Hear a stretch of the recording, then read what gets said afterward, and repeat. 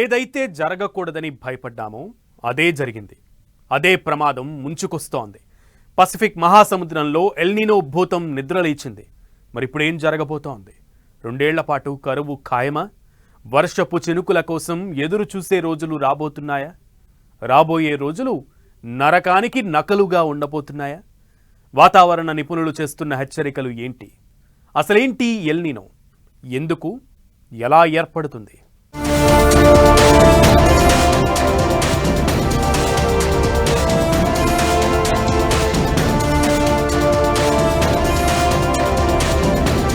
అందరూ భయపడిందే జరగబోతోంది.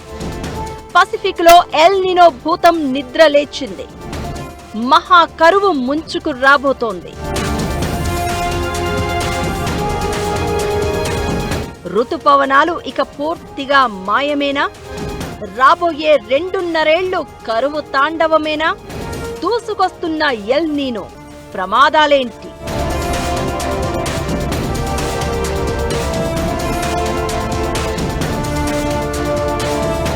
ఏ రంగాలపై ఎలాంటి ఎఫెక్ట్ ఉండబోతోంది? రైతులు తీసుకోవాల్సిన జాగ్రత్తలు ఏంటి?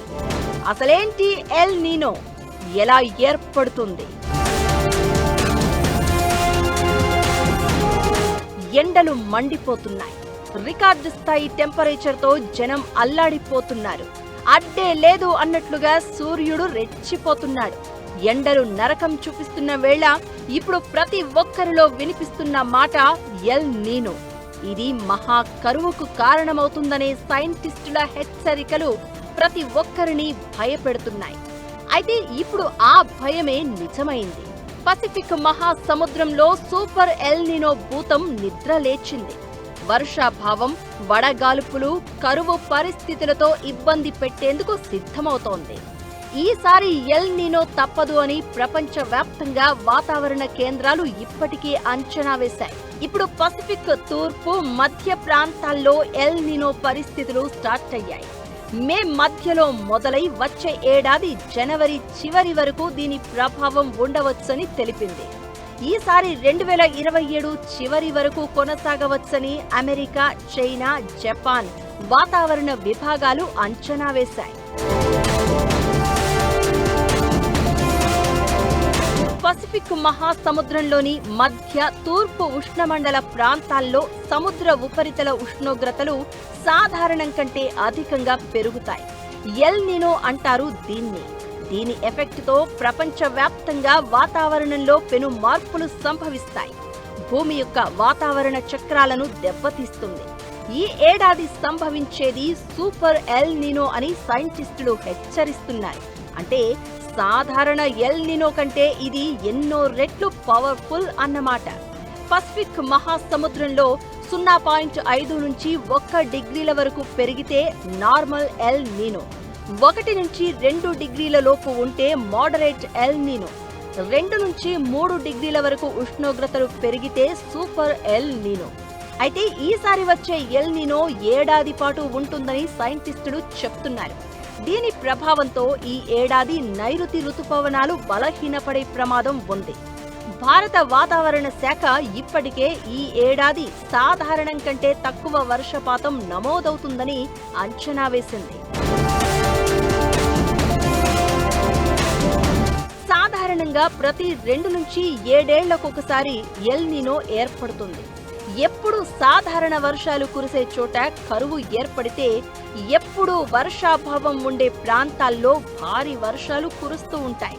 2015, 16, 2019, 20 సమయంలో ఏర్పడిన ఎల్నినోతో ఆస్ట్రేలియా, దక్షిణాసియా, ఆగ్నేయాసియా దేశాల్లోని చాలా ప్రాంతాల్లో వర్షాభావ పరిస్థితులు ఏర్పడ్డాయి.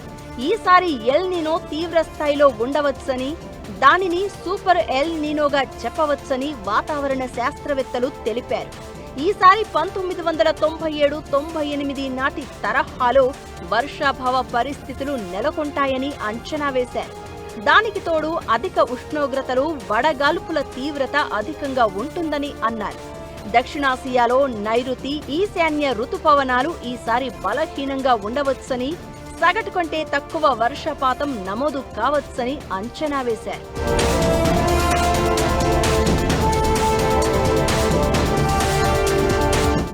భూమధ్య రేఖ వెంట పసిఫిక్ లో ఎల్ నినో స్థితి ఏర్పడితే అది భారత నైరుతి రుతుపవనాల ప్రవేశం, బలం, వర్షపాత పంపిణీ మీద గణనీయ ప్రభావం చూపే అవకాశం ఉందని వాతావరణ నిపుణులు ఇప్పటికే గుర్తించారు. సాధారణం కంటే తక్కువ వర్షాలు కురుస్తాయని, కొన్ని ప్రాంతాల్లో అనావృష్టి పరిస్థితులు ఏర్పడే అవకాశం ఉంటుందని అంటున్నారు. రుతుపవన రాక కొంత ఆలస్యం అయ్యే ఛాన్స్ ఉంటుంది. ఇది వ్యవసాయ, నీటి లభ్యత, విద్యుత్ ఉత్పత్తి, ఆహార ధరల వంటి అనేక రంగాలపై ప్రతికూల ప్రభావాన్ని చూపే అవకాశం ఉంది.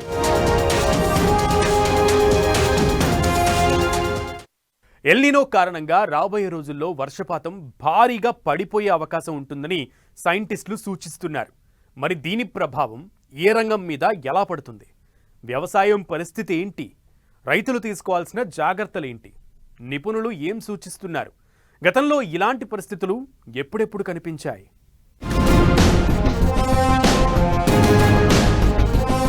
1982, 83, 1997, 98, 2015, 16 మధ్య కాలంలో ఈ స్థాయిలో వాతావరణ మార్పులు సంభవించాయి. మళ్లీ ఇన్నాళ్లకు సూపర్ ఎల్ నినోతో అంతకు మించి మార్పులు చూడబోతున్నాం. 100 ఏళ్లలో ఎప్పుడూ చూడని అత్యంత శక్తివంతమైన సూపర్ ఎల్ నినో అంటున్నారు నిపుణులు.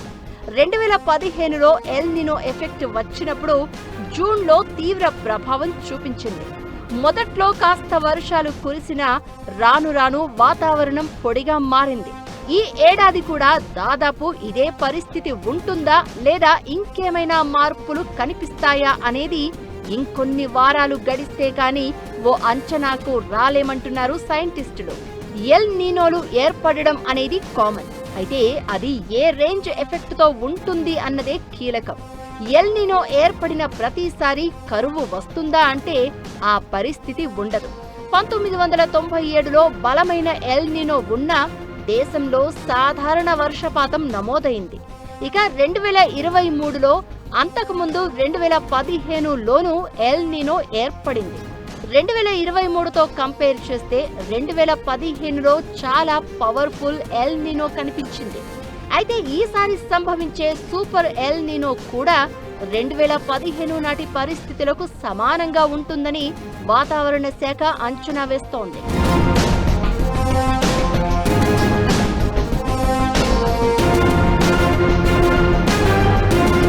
ఎల్ నినో ఏర్పడితే రుతుపవనాలు వీక్ అవుతాయి.